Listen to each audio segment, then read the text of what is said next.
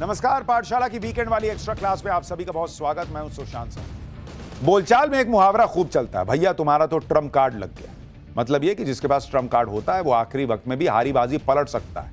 लोग मानते हैं कि भाई तुरुप के इक्का जिसके हाथ लग जाए उसकी किस्मत चमक जाए। लेकिन एक भाई साहब बैठे हैं अमेरिका में, डोनाल्ड ट्रंप, जिनका आचार विचार व्यवहार देखने के बाद तो अब लोग कहने लगे हैं कि भैया ट्रम्प कार्ड हाथ न लगे तो अच्छा है। हाल यह है कि यूरोप अमेरिका के ट्रम्प कार्ड से कन्नी काट रहा है। नेटो ट्रम्प को सुन नहीं रहा। बाहर तो बाहर, देश के भीतर भी ट्रम्प की फजीयत होनी शुरू हो गई। आपने देखा तो होगा ही कि पिछले दिनों अमेरिका की सड़कों पर लाखों लोग ट्रम्प के खिलाफ सड़क पर आ गए। आज की एक्स्ट्रा क्लास में चैप्टर यही है कि कैसे देखते ही देखते ट्रम्प कार्ड फुस हो गया, कैसे अमेरिका का सुपर पावर वाला दम चकनाचूर हो गया, क्यों अब अमेरिकी एक्सपर्ट कह रहे हैं कि ट्रम्प की मानसिक अस्थिरता ने दुनिया को अस्थिरता की तरफ धकेल दिया। इन सारे सवालों के जवाब आज की एक्स्ट्रा क्लास में, लेकिन पहले ये रिपोर्ट देखिए।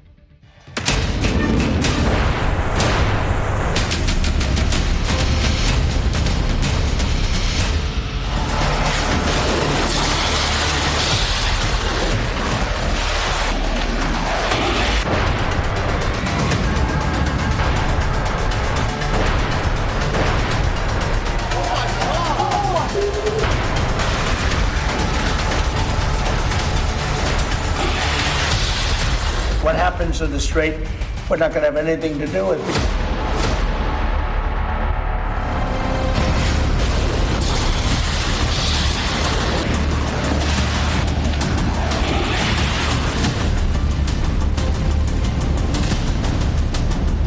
We're going to hit them extremely hard over the next 2 to 3 weeks.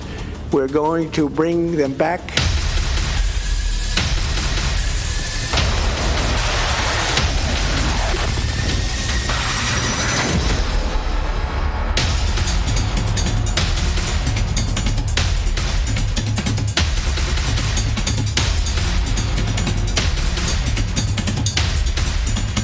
We are on track to complete all of America's military objectives shortly, very shortly.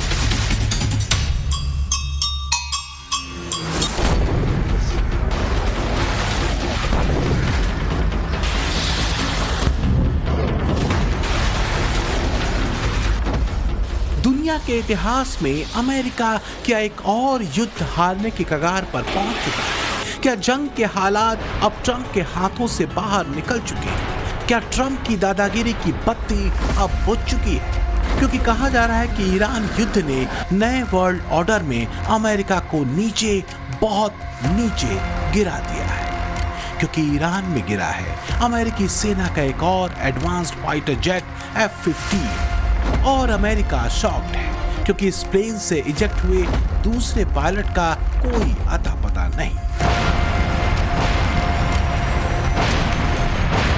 तो क्या अमेरिकी फाइटर पायलट ईरान के कब्जे में? ईरान अब युद्ध में मोलभाव करने की मजबूत स्थिति में पहुंच चुका है। ईरान पिछले 24 घंटों में 2 विमानों को मारकर गिरा चुका है। ये सब तब हुआ है जब युद्ध और शक्ति के उन्माद में ट्रंप ईरान को पाषाण युद्ध में धकेल देने का ऐलान कर रहे थे। We're going to hit them extremely hard over the next 2 to 3 weeks. We're going to bring them back to the Stone Ages where they belong. In the meantime, discussions are ongoing. Regime change was not our goal. We never said regime change, but regime change has occurred because of all of their original leaders' death. They're all dead.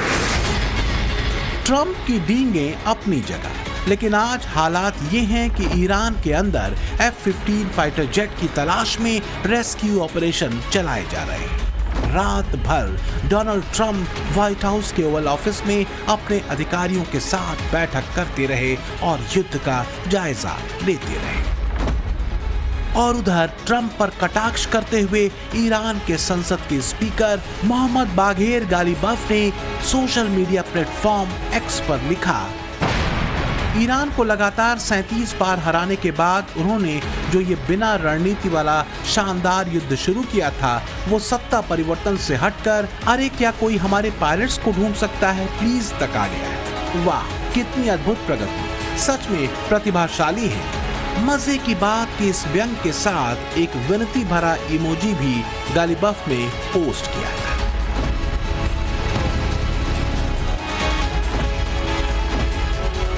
तो फिर Trump के उस दावे का क्या जिसमें वो Iran की लीडरशिप से लेकर उसके एयरफोर्स, नेवी और कहें तो पूरी सैन्य शक्ति की तबाही की बातें कर रहे थे।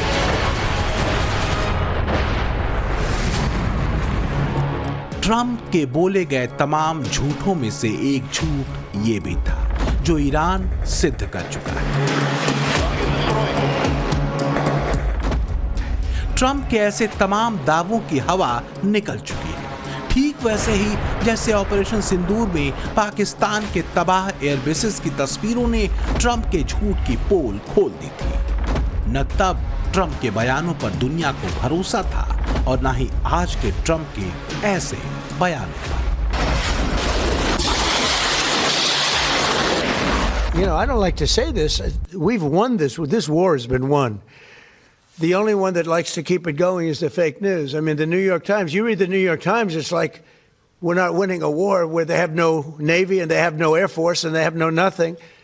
And we literally have planes flying over Tehran and other parts of their country. They can't do a thing about it. सच ये है कि ट्रंप अब हाँफ रहे हैं। ऐसा लगता है कि युद्ध का खर्चा अवैध टैरिफ से उनके कमाए गए डॉलर्स को पूरा खत्म करके ही मानेगा। यही वजह है कि अमेरिकी राष्ट्रपति डोनाल्ड ट्रंप ने कांग्रेस को एक खर्च प्रस्ताव भेजा है जिसमें अगले साल के लिए $1.5 ट्रिलियन के भारी भरकम रक्षा बजट की मांग की गई है। ये पिछले साल के रक्षा बजट के मुकाबले 42% ज्यादा है। ये मांग इसलिए की गई है क्योंकि ईरान के साथ युद्ध की वजह से अमेरिका का रक्षा खर्च बहुत बढ़ गया है। पेंटागन के खर्च में दूसरे विश्व युद्ध के बाद ये सबसे बड़ी बढ़ोतरी होगी। अब ट्रंप के इस रिक्वेस्ट का सीधा मतलब ये है कि 2026 के लिए पेंटागन के कुल बजट में 42% की बढ़ोतरी की योजना है।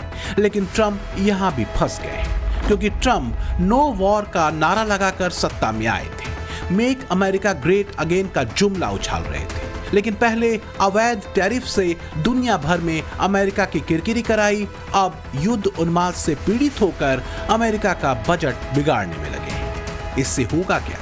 होगा ये कि डोनाल्ड ट्रंप की भारी भरकम रक्षा बजट की मांग उनके मेक अमेरिका ग्रेट अगेन समर्थकों की नाराजगी को बढ़ा सकती है। इससे पहले $200 अरब की मांग ने ही ट्रंप के मागा समर्थक आधार के कुछ प्रमुख लोगों को नाराज कर दिया था। मागा समर्थकों का तर्क है कि इस संघर्ष पर ज्यादा पैसा खर्च करना राष्ट्रपति ट्रंप के अमेरिका फर्स्ट के वादों के खिलाफ है। तो सच यही है कि ईरान युद्ध ने ट्रंप को उनकी हैसियत और अमेरिका की सुपर पावर इमेज दोनों को तगड़ा झटका दिया है। कुल मिलाकर ट्रंप ने अपनी फजीहत करा ली है। तो क्या अमेरिका और अमेरिकन्स को समझ आ चुका है कि अब ट्रंप कार्ड किसी काम का नहीं?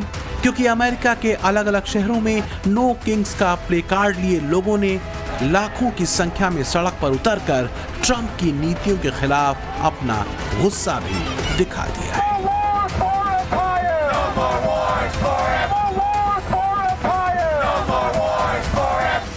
कभी बाइडेन तो कभी ओबामा को भला बुरा कहने वाले ट्रंप की राजनीति में सबसे अहम रही है ट्रंप की आत्ममुग्धता। आत्ममुग्ध ट्रंप को लगा था कि ईरान में एपिक फ्यूरी चलाएंगे, 1-2 हफ्ते में बम मार के निकल जाएंगे।